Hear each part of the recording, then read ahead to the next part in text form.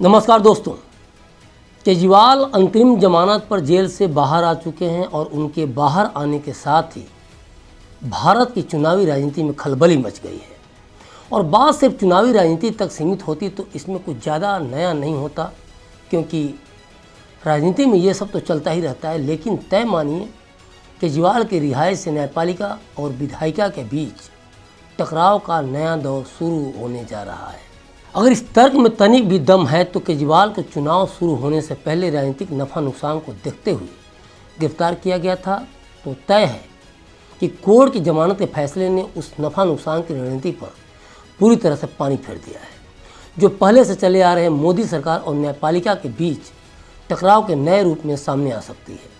Court ने कहीं ना कहीं इस बात को समझा था, तभी उसने ये सवाल किए कि चुनाव से पहले केजरीवाल की गिरफ्तारी क्यों की गई, और शायद कोर्ट को शुरू से ही न्यायसंगत नहीं लगा, इसीलिए उसने फाइनली केजरीवाल को चुनाव प्रचार करने के लिए जमानत दे दी। तो ये मानकर चला जाए कि आने वाले कुछ समय में न्यायिक सुधार के बहाने न्यायपालिका पर मोदी सरकार अंकुश लगा सकती है।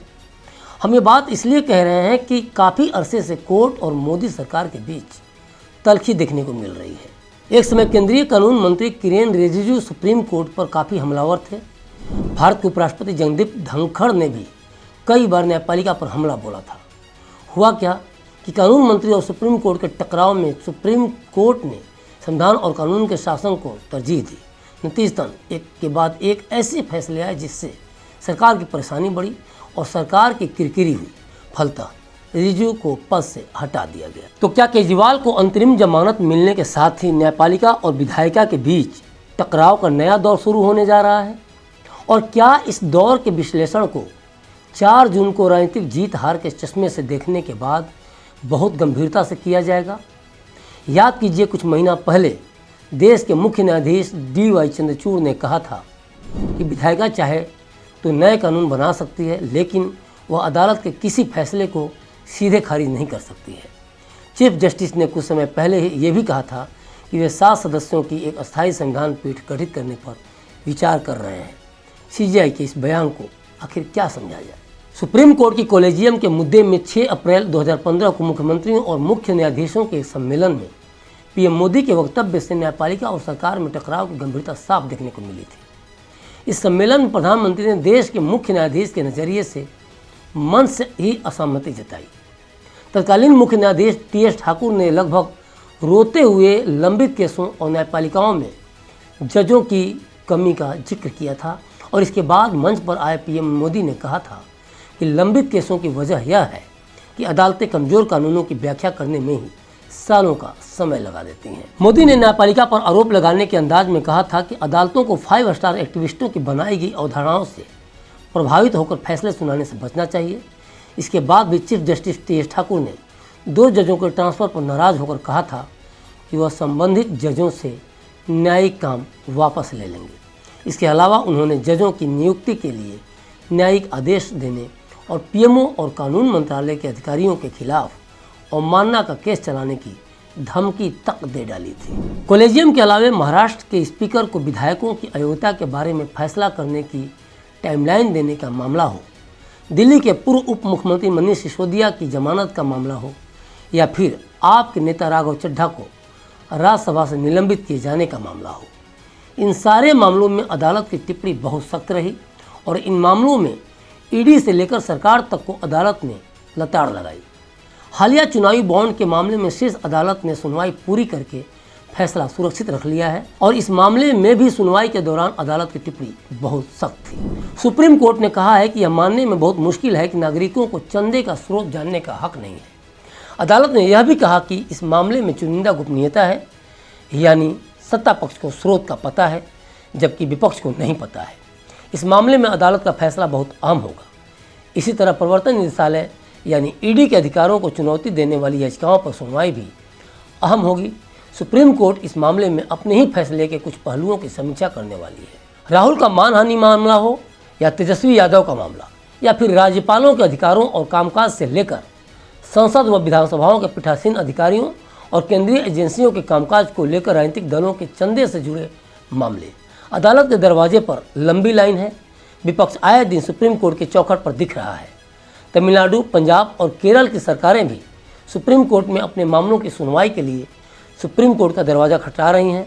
तो इस तरह से हम देख रहे हैं कि इन 3-4 मामलों के बाद अब जो मामले सर्वोच्च अदालत के सामने पेंडिंग हैं और एक के बाद जिस तरह से मामले सुप्रीम कोर्ट में सुनवाई के लिए पहुंच रहे हैं, उसे देखते हुए लग रहा है कि आने वाले दिनों में टकराव का नया दौर शुरू हो सकता है। अब जिस न्यायपालिका और विधायिका के बीच टकराव के नए दौर की हम बात कर रहे हैं, उसके पीछे का मूल कारण क्या है, उस पर विचार कर लेते हैं। जेल से आने के बाद केजरीवाल अगर राजनीति में नया अध्याय लिख लेते हैं और यह अध्याय कुछ इस तरह हो जाए कि उनको पीएम बनाने के धीरे स्वर में ही सही लेकिन उठ रही मांगों का सपना साकार हो जाए, तो ये संभव भी तो अधिक से अधिक आप सांसदों के संसद पहुंचने से ही है।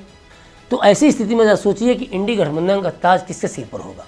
चलिए इस नज़रिए से केजरीवाल की संभावनाओं पर एक नज़र डाल लेते हैं। लोकसभा चुनाव के नज़रिए से पूरे देश की बात करें तो 543 में से 285 सीटों पर पिछले 3 चरणों में वोटिंग हो चुकी है।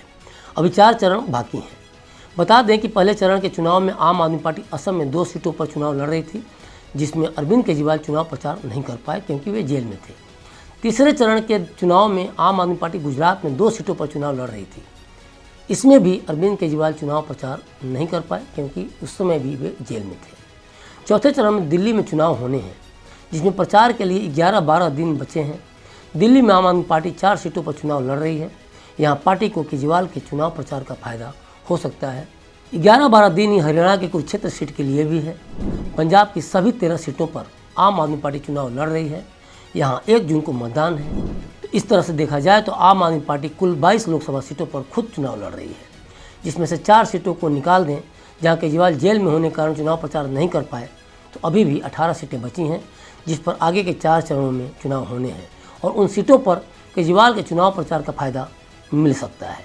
अब इन 18 सीटों पर चुनाव प्रचार की बातें करें तो देश की राजधानी दिल्ली, जहाँ 25 मई को चुनाव होने हैं और दिल्ली में मतदान से पहले प्रचार के लिए केजरीवाल के पास 12 दिन बचे हैं।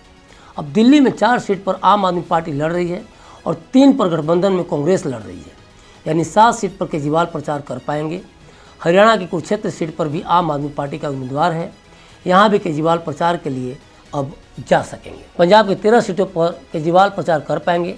तो देखा जाए तो जिन 22 सीटों पर आम आदमी पार्टी चुनाव लड़ रही है उनमें 4 सीटों पर 3 चरणों में चुनाव तो हो चुके हैं, लेकिन जिन अभी 18 सीटों पर प्रचार का मौका केजरीवाल के पास है और उनमें से 13 सीटें पंजाब में हैं, 4 दिल्ली में और ये मिलाकर हुए 17, 1 सीट हरियाणा का कुरुक्षेत्र है, तो सारे मिलाकर हो गए 18।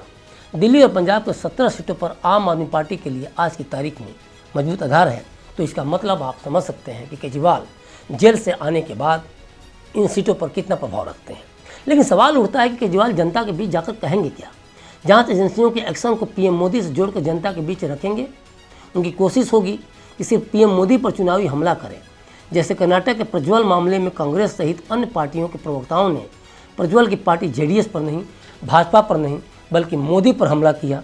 सभी को पता है कि मोदी के नाम पर ही भाजपा को 2 बार बहुमत मिली है और इस बार भी सर्वे अगर मोदी सरकार को केंद्र में दिखा रहे हैं तो इसके पीछे मोदी का ही चेहरा है। तो मोदी को बदनाम करो, काम आसान हो जाएगा। क्या केजरीवाल इस रणनीति पर काम करेंगे? हमारी पार्टी को कुचलने में, खत्म करने में प्रधानमंत्री जी ने कोई कसर नहीं छोड़ी। एक साथ हमारी पार्टी के 4 टॉप के नेता जेल भेज दिए एक साथ। अरविंद केजरीवाल, मनीष सिसोदिया, संजय सिंह, सतिंदर जैन। बड़ी बड़ी पार्टियों के अगर 4 टॉप के नेता जेल चले जाएं, पार्टी खत्म हो जाती है। आम आदमी पार्टी के 4 टॉप के नेता इन्होंने जेल भेज दिए। उन्होंने सोचा कि पार्टी खत्म हो जाएगी, लेकिन ये पार्टी नहीं है, ये एक सोच है। जितना ये खत्म करना चाहते हैं उतना ये बढ़ती जाती है, उतना ये बढ़ती जाती है। ये क्रश करना चाहते हैं प्रधानमंत्री जी आम आदमी पार्टी को। जो लोग मोदी जी से मिलने जाते हैं, वो कई लोग हमें भी जानते हैं, वो बाहर आके हमें बताते हैं कि आपके बारे में सबसे पहले मोदी जी से जो भी मिलने जाता है, सबसे पहले वो केजरीवाल की और आम आदमी पार्टी की 10 से 15 मिनट बात करते हैं। उनको कहते हैं कि आने वाले समय के अंदर आम आदमी पार्टी ही देश को भविष्य देने वाली है, वो खुद भी मानते हैं। इसीलिए वो चाहते हैं कि आज ही आम आदमी पार्टी को बढ़ने से रोका जाए, इनको कुचल दिया जाए। दूसरी बात कि मोदी और राहुल गांधी के बाद केजरीवाल बड़े नेताओं में से एक माने जाते हैं। उनका जनता से कनेक्शन अच्छा है, बोलने का तरीका प्रभावी है और अपनी पार्टी के अन्य नेताओं में केजरीवाल का कम्युनिकेशन स्किल बेहतरीन है। उनके आने से आम आदमी पार्टी का मनोबल काफ़ी हद तक बढ़ेगा। क्योंकि 50 दिन बाद बाहर आए हैं, इसलिए बड़ी प्लानिंग के सत्ता पक्ष पर अटैक करेंगे और लोगों को अपने व्यक्तित्व, अपनी नीतियों, देश के लिए उनकी ज़रूरत को लेकर लोगों को समझाने की कोशिश करेंगे, जो उनके घर के लोगों से मिलने के भावुक फोटो के वायरल होने से लेकर स्टार्ट भी हो चुका है। अब आ जाते हैं मूल मुद्दे पर कि अगर केजरीवाल चुनाव में बढ़िया प्रदर्शन कर पाए लेकिन सत्ता में मोदी ही आए तो फिर जिस न्यायपालिका और विधायिका के टकराव की हम बात कर रहे हैं तो वो क्या रूप लेगा। ज़रा सोचिए, केजरीवाल के चुनाव से पहले जेल भेजने की अगर चुनावी रणनीति थी और तीसरी बार सत्ता में आते हुए भी भाजपा को कुछ सीटों का नुकसान हो रहा है तो मान कर चलिए कि मोदी सरकार इसे भूलने वाली नहीं है, क्योंकि उसके लिए सवाल सत्ता पाने का नहीं रह गया है, क्योंकि वो श्योर है कि सत्ता में आ रही है। उसका नारा 400 पार का है और इस आंकड़े में तनिक भी गड़बड़ी हो इसे वो पचा नहीं पाएगी। तो ये तय है कि 4 जून को सिर्फ रिजल्ट का इंतजार नहीं रहेगा बल्कि न्यायिक सुधार का भी इंतजार रहेगा और ये सब कुछ उस पर निर्भर करता है कि केंद्र में सरकार किसकी बनती है। तो अभी तक के लिए बस इतना ही। बने रहिए क्लिक इंडिया के साथ और मुझे दीजिए इजाज़त। शुक्रिया।